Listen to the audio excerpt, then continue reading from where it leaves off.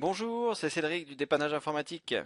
Alors, cette semaine, qu'allons-nous voir dans la vidéo? Nous allons voir les rudiments pour l'utilisation de Skype. La semaine dernière, j'ai fait une vidéo pour vous montrer comment fusionner vos comptes Skype et MSN.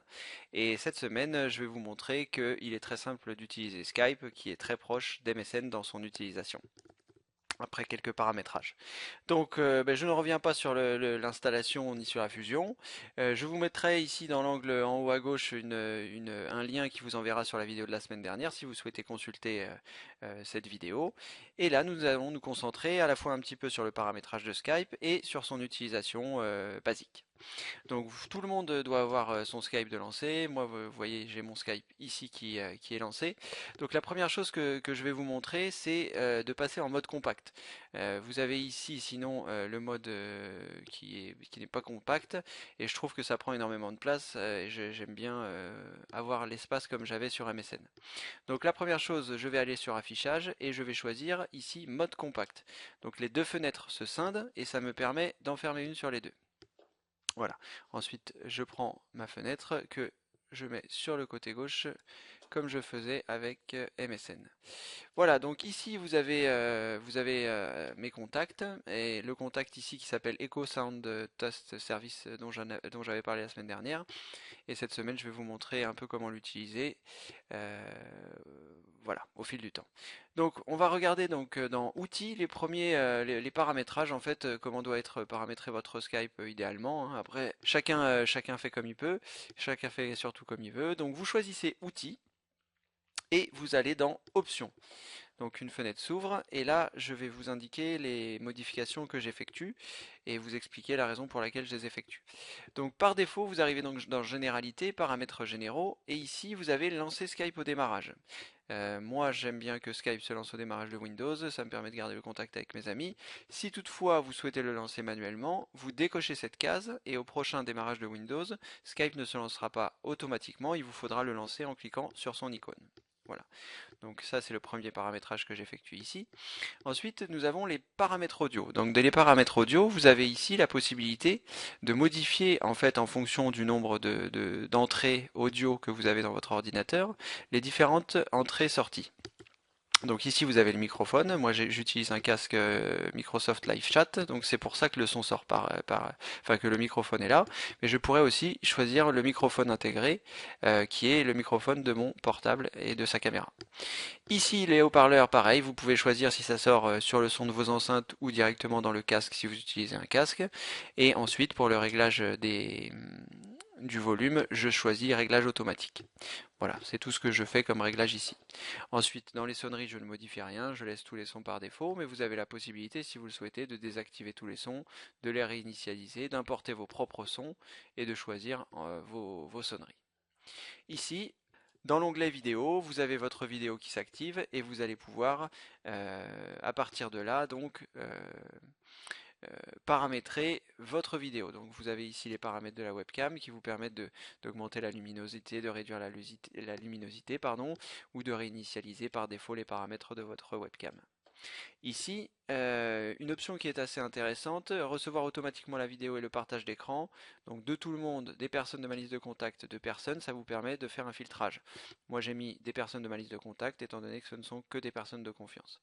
Voilà, si vous ne souhaitez pas recevoir de choses, cliquez sur deux personnes.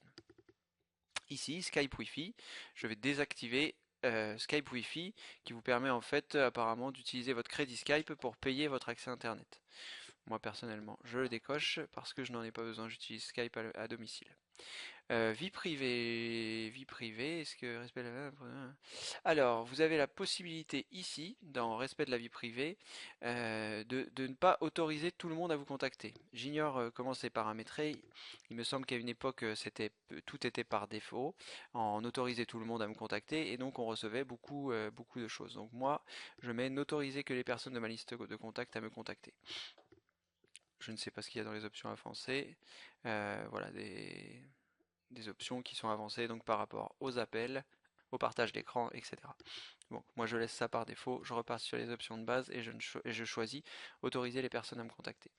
Utilisateur bloqué, c'est si vous avez des gens qui vous ont contacté, vous avez eu la possibilité de les bloquer si, voilà, si c'est des gens que vous ne connaissez pas et avec lesquels vous ne souhaitez pas discuter. Donc voilà, j'ai un certain nombre d'utilisateurs bloqués.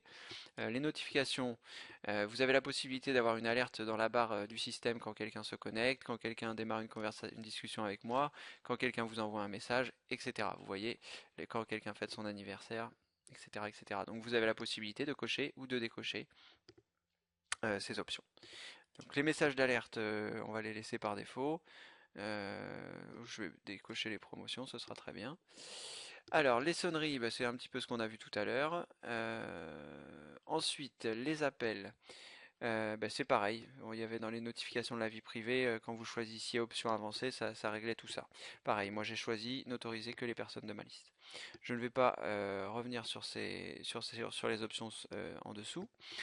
Je vais directement aller dans conversation et SMS. Donc ici, dans les paramètres, toujours pareil, hein, vous avez la possibilité de personnaliser les gens qui peuvent vous contacter. Dans apparence, vous pouvez afficher ou pas les émoticônes et les émoticônes animés. Ce sont les petits smileys qui se trouvent dans les messages. Et ensuite, vous pouvez ici afficher l'heure des messages. Moi, je trouve ça pratique, donc je le laisse activer. Ici, vous avez la possibilité donc de modifier la taille et la police de caractère. Si vous trouvez que lorsque vous discutez avec des gens c'est trop petit, vous avez ici la possibilité de modifier ces paramètres. Donc ça se trouve dans les options dans Apparence. Vous choisissez ici Modifier. Les SMS, je ne vais pas revenir là-dessus. Avancer, voilà. Alors, utiliser Skype pour les liens call to sur Internet. Donc ça, moi, je vais le décocher. J'ai dû oublier de le décocher lors de l'installation. C'est ce qui vous permet, lorsque vous êtes sur Internet et qu'un numéro de téléphone apparaît, de cliquer dessus et d'appeler avec Skype. Donc on pourrait se dire c'est pratique, mais c'est la version payante de Skype. Donc autant décocher, utiliser Skype pour les call to sur Internet. Voilà. Mise à jour automatique, vous pouvez laisser ça par défaut. Connexion, pareil. Et raccourci clavier, pareil. Voilà. Une fois que vous avez terminé de paramétrer votre Skype, vous cliquez ici sur Enregistrer. Voilà, alors une fois que vous avez fait tous ces paramètres, vous avez la possibilité ici de cliquer sur Echo Sound Test pour tester les paramètres que vous venez de faire. C'est-à-dire que vous cliquez sur ce contact, vous choisissez Appeler, et ça va générer un appel, voilà, qui vous dit que c'est un appel test. Donc moi je sais que mon Skype est bien paramétré, mais on vous demande d'enregistrer un message, et si à la fin du message la personne vous le restitue, c'est que vous avez configuré correctement votre Skype dans les paramètres que je vous ai montré tout à l'heure. Une fois que votre Skype est configuré correctement, vous pouvez très bien supprimer ce contact, étant donné qu'on ne va plus en avoir besoin vu que le Skype est bien configuré. Voilà, donc ça c'était pour la configuration de base. Nous allons voir maintenant pour l'utilisation basique de Skype. Admettons que vous n'ayez aucun contact. Donc pour ajouter des contacts, vous allez avoir la possibilité ici de cliquer sur le bouton avec un personnage et le bouton plus. Donc vous cliquez ici, et ici, à partir de là, vous allez avoir la possibilité de saisir trois choses. L'adresse email, le pseudonyme Skype ou le nom de la personne. Je vais vous montrer. Donc par exemple, pour prendre mon exemple, mon pseudonyme Skype c'est C Chabroli. Donc je vais taper C Chabroli et il va rechercher les C Chabroli qui sont sur Skype. Alors je ne sais pas s'il va me trouver, voilà, il ne me trouve pas peut-être tout simplement parce que je suis déjà connecté. Je vais essayer avec mon adresse email. Hop.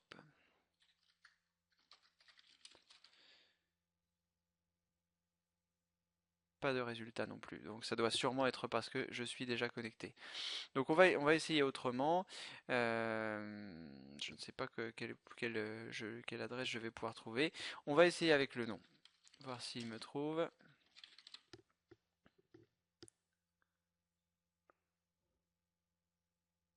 Alors, soit il y a un problème donc dans la recherche, soit c'est vraiment parce que c'est mon nom, mais ça me paraît quand même surprenant.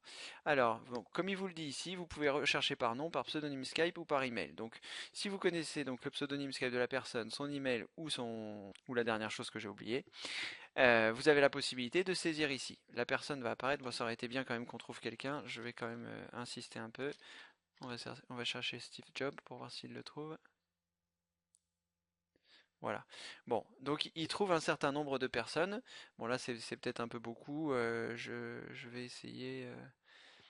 Je vais essayer comme ça, ce sera très bien. Donc vous avez ici un nombre de personnes qui est assez important, mais si vous avez le bon nom de la personne, en général, le champ est assez restreint et ça vous permet de voir qui c'est. Donc très simplement, une fois que vous avez trouvé votre correspondant, vous cliquez deux fois dessus. Voilà, une fenêtre s'ouvre et ici, vous allez choisir Ajouter au contact. Vous voyez ici en haut à droite. Donc vous cliquez sur Ajouter au contact et ça va envoyer une demande lorsque vous aurez cliqué sur Envoyer. Donc vous allez saisir ici le message, donc de dire bonjour Steve, si Steve est votre ami.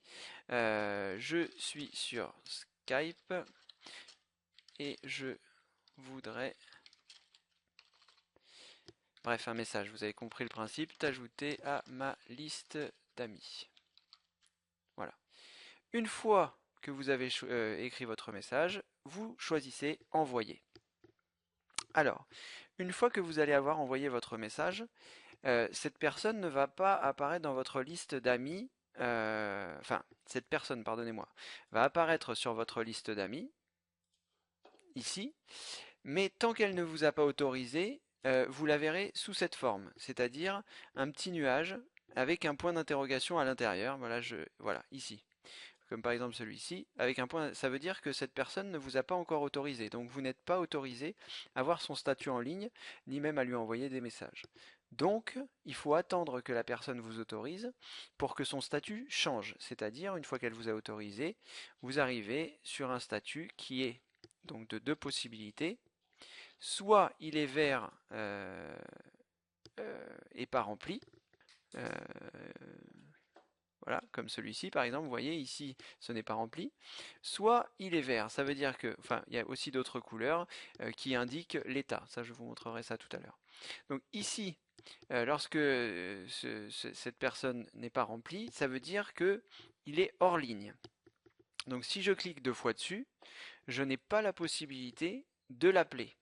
La seule possibilité d'appel que j'ai ici, c'est si j'ai acheté du compte Skype et que je souhaite l'appeler avec son numéro de téléphone. Si par exemple je connais son numéro de téléphone et que j'ai payé des unités à Skype, vous voyez ici j'ai la possibilité de l'appeler et ça l'appellera sur son numéro fixe ou sur son numéro mobile.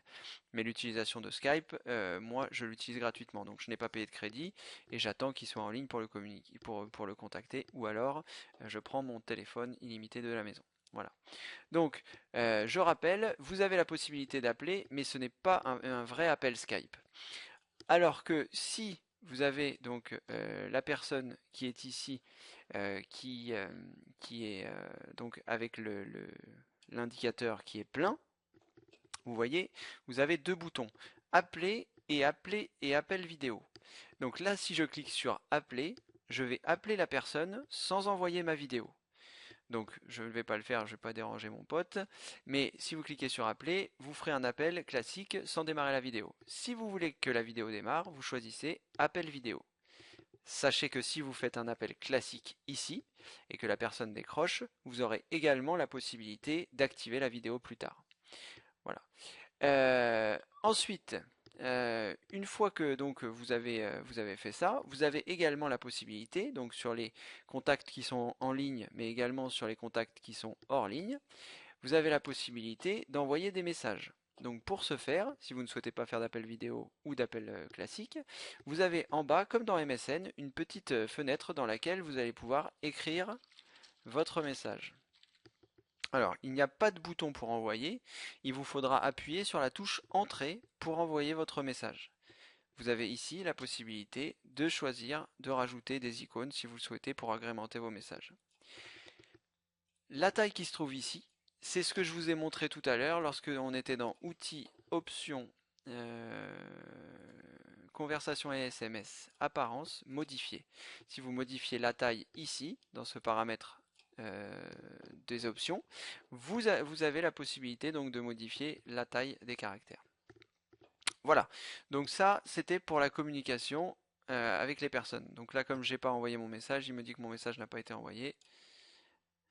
Je vais supprimer mon message et fermer la fenêtre. Voilà, donc ça c'est pour, communiquer avec les gens qui sont en ligne. Et pour communiquer avec les gens qui sont hors ligne, donc vous avez la possibilité d'écrire votre message et de l'envoyer. La personne aura le message lorsqu'elle sera en ligne. Voilà.